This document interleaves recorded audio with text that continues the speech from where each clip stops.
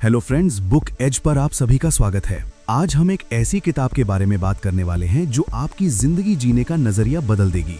Invest in yourself. Amit एक छोटे से शहर का रहने वाला एक साधारण सा लड़का था। उसकी पढ़ाई ठीक ठाक थी और नौकरी बस गुजारे लायक। उसकी जिंदगी एक नीरस लूप में फंसी हुई थी। सुबह वही अलार्म की आवाज, वही बस की धक्का मुक्की, वही ऑफिस की फाइलें और शाम को वही पुरानी शिकायतें। अमित अक्सर रात को छत पर लेटा सोचता, क्या मेरी किस्मत में बस इतना ही लिखा है? बड़े मौके, बड़ी खुशियां, क्या ये सिर्फ दूसरों के लिए हैं? उसे लगता था कि उसकी काबिलियत की एक सीमा है जिसके बाहर वो कभी नहीं जा पाएगा, और यही बोझिल सोच हर दिन उसे अंदर से थका देती थी। एक शाम ऑफिस से लौटते वक्त अचानक बस खराब हो गई। सब लोग झुंझला रहे थे, पर अमित पास की एक छोटी सी चाय की दुकान पर बैठ गया। वहां उसने देखा कि एक उम्रदराज अंकल शोर शराबे से दूर बड़ी शांति से एक किताब पढ़ रहे थे। अमित से रहा नहीं गया। उसने पूछ लिया, अंकल, इस उम्र में भी आप इतना पढ़ते हैं, अब इसकी क्या जरूरत? अंकल धीरे से मुस्कुराए और बोले, बेटा, शरीर बूढ़ा होता है, दिमाग नहीं। अगर दिमाग को रोज नया खाना न मिले तो वो वक्त से पहले थक कर हार मान लेता है। ये छोटी सी बात अमित के कलेजे में चुभ गई। उसे एहसास हुआ कि वो बाहर की चमक धमक जैसे मोबाइल, कपड़े और सैलरी पर तो बहुत ध्यान देता है, लेकिन उस इंजन का क्या जो इन सब को चला रहा है? उसके दिमाग में तो सिर्फ डर, शिकायतें और मैं नहीं कर सकता जैसे कचरे भरे थे। उसे समझ आ गया कि उसकी बाहरी दुनिया वैसी ही है जैसी उसकी अंदर की सोच। अगले ही दिन अमित ने एक फैसला किया। उसने कोई पहाड़ तोड़ने जैसा वादा नहीं किया, बस इतना तय किया कि मैं रोज सिर्फ 20 मिनट कुछ नया सीखूंगा और खुद से कहूंगा कि मैं सीख सकता हूं। शुरुआत में उसके अपने ही मन ने उसका मजाक उड़ाया, अरे इससे क्या बदल जाएगा, लेकिन अमित अड़ा रहा। हफ्ते बीते और धीरे धीरे जादू होने लगा। ऑफिस वही था, काम वही था, लेकिन अमित बदल चुका था। अब वो समस्याओं को बोझ नहीं बल्कि सीखने का मौका समझने लगा। जो अमित पहले मीटिंग में आखिरी बेंच पर छिपकर बैठता था, अब वो आइडिया देने लगा। उसके मैनेजर ने एक दिन उसे रोककर कहा, अमित, तुम आजकल काफी बदले बदले और कॉन्फिडेंट लग रहे हो।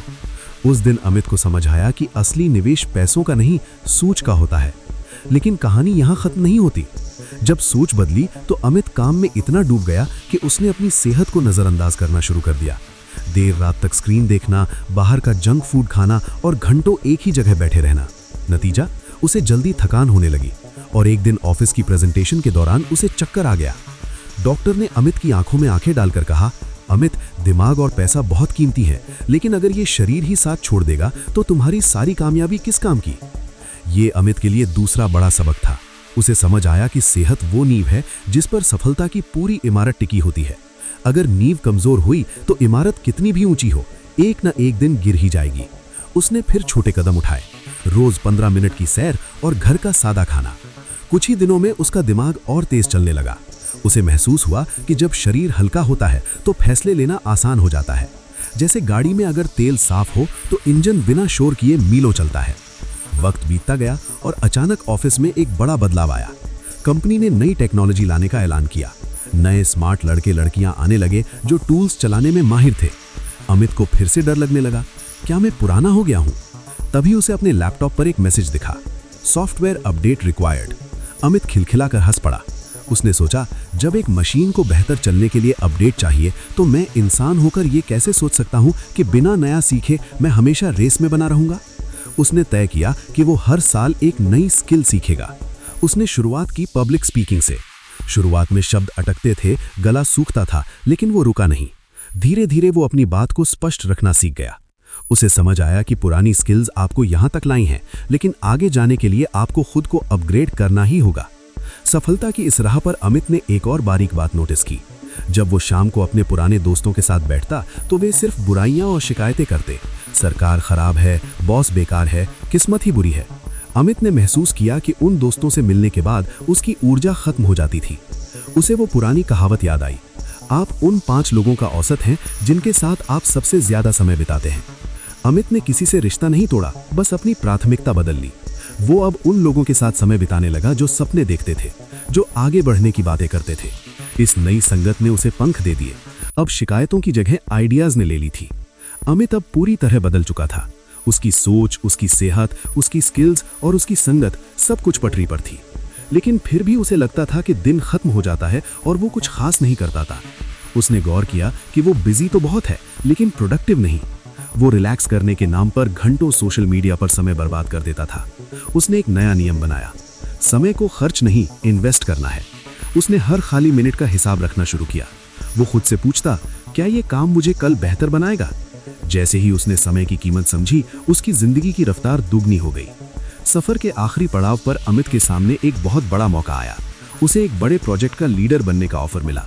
ये वही सपना था जो वो सालों से देख रहा था। लेकिन जैसे ही मौका हाथ में आया, उसके अंदर का डर फिर जाग उठा। अगर मैं फेल हो गया तो? अगर लोग मेरा मजाक उड़ाएंगे तो? तभी उसे उन चाय वाले अंकल की एक और बात याद आई। बेटा, डर से भागना सबसे महंगा सौदा है। जो डर से लड़ता है वही असल में खुद में इन्वेस्ट करता है। अमित ने इस बार डर की आंखों में झांका और हाँ कह दिया। शुरुआत में गलतियां हुई, लोग हंसे भी, लेकिन अमित डरा नहीं। उसने हर गलती से सीखा। धीरे धीरे उसका डर आत्मविश्वास में बदल गया। उसे समझ आया कि आराम की जगह जिंदगी ठहर जाती है और जहां डर होता है वहीं आपकी तरक्की छुपी होती है। आज अमित सिर्फ एक कर्मचारी नहीं, एक लीडर है। उसने कोई जादू नहीं किया, बस खुद पर इन्वेस्ट किया, अपनी सोच पर, अपने शरीर पर, अपनी स्किल्स पर और अपने समय पर। दोस्तों, याद रखिएगा, दुनिया की सबसे बड़ी संपत्ति बैंक में नहीं, आपके अंदर है। आप खुद को जितना तराशेंगे, आपकी चमक उतनी ही बढ़ती जाएगी। तो आप आज खुद पर क्या इन्वेस्ट करने वाले हैं? कमेंट में जरूर बताएं। अगर आपको ये समरी पसंद आई हो तो बुक एज को सब्सक्राइब करें और इस वीडियो को अपने उन दोस्तों के साथ शेयर करें जिन्हें एक अपग्रेड की जरूरत है। मिलते हैं अगली वीडियो में। शुक्रिया।